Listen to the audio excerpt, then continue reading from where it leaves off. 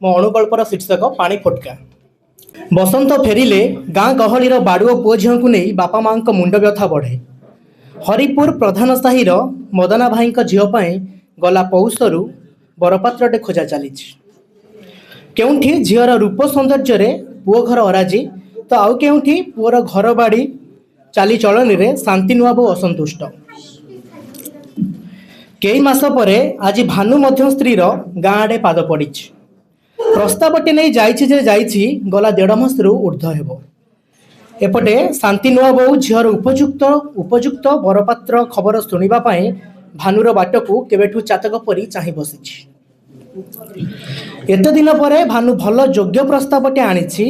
पाख पंचायत नुआ गाँवर पूर्वतन सरपंच बाबूंक पुओ देखा सुंदरिया खड़ा टोकाटे छात परी उच्चा और सरपंच चलन में भारी आडंबर। से मध्य झील को फोटोरे देखी भारी पसंद करिसंती। आग पहिला रविवार दिन झील को देखा सरपंच और गाँवर 2-4 जन मुरबी लोक आसबे बोली भानु खबर आनी आसी। शांति नुआ बहु ए खबर शुणी नाही नथिबा खुशी। जा हेउ महादेव एत दिन रे ता डाक शुणिले झीलटे तार बड़ घरे बाहा हेबो और भलरे हस खुशीर संसारटे करिबो। रविवार दिन 2 घड़ी को अनु को देखा सरपंच और 2-4 जन भानुसह हरिपुर रे पहुंचिले। रूप सौंदर्य और गढ़न रे अनु को बारिबा कहा मनरे कदापि प्रश्नवाच्य उठिबनी। देखिबाकू कागजी फुलटे परी तोफा धड़ा गाउली सरलिया मनटे। घरर सबु कामरे से मध्य पारंगम और साही पड़िशा समस्ते अनु को भारी भल पाती। सरपंच बाबूंक मन को झीलटीर आचार व्यवहार और संठना छुईंची एवं घर को बहु करी नेबा पाई प्रस्ताव मध्य रखिचंती। मदना भाई मध्य पुओ को देखी नापसंदर प्रश्न उठिनी। 2 परिवार विवाह प्रस्ताव रे सहमति। पंडितंकठू तिथि नक्षत्र सब स्थिर हैला परे आयोजन रे अनुर बापा भारी व्यस्त अछंती। हठात सप्ताहे परे भानु मदना भाई को देखा करी कौन पदे पदे कथा हेबा पाई बेल 2 घड़ी घरे जगी बसीछि। मदना भाई प्रस्तुति काम रे सहर आड़े बाहरी जाइतिले। एबे आसी घरे पाद देउछंती। सरपंच आज्ञा तांको किछि कथा जणाइबाकू भानु को पठाइचंती। नगद 2 लाख टंका विवाह पूर्वरु जौतुकरे देबा पाई खबर आसीछि। मदन ए कथा सुनी ता मनरे विवाहर प्रस्तुति चिंता जेमिति केई क्षणी पथर सेतु उपरे अटक होई पड़िला। एते टंकार जौतुकरे देबा पाई से तो असमर्थ। चाषी मूलिया लोक धार करज करी झील बाहाघरटे करिबो। बरस 2टा फसल परे देवना सबू सुझी पारिथिबो कि नाही ताहा भी अजणा। भानु जणाइछि सरपंचक 5 गाँ रे ना अछि। बड़ बड़ लोकंक सह तांकर बसा उठा। बिना जौतुकरे तुमे जदि झील देब से बाहरे मुंड टेकी चली पारिबे नाही।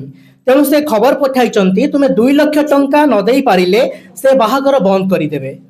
मदना मुंडरे चड़क पड़िला परी से वर्तमान बुद्धि शून्य। शेषरे झील बड़ घरे खुशी रे रहिबो ताहा चिंता करी शांति नुआ बहु ता सुना गहना कान को और हाथ को जो हले हले गढ़ी ताको बंधा पकाई गाँ साहूकारंकठू ऋण करी सरपंच को ठीक समय रे पैसा देव बोली भानुसह कथा छिड़िला। मदना भाई बाहाघर न भांगिबा पाई सरपंच आज्ञा को भानु हाथ रे खबर पठाइले। शेषरे ताहा हेला। सरपंच जाकजमक्रे तांको पुओ को अनुसह विवाह कले। सबु कार्य सुरुखुरु रे शांति श्रृंखला रे शेष हेला।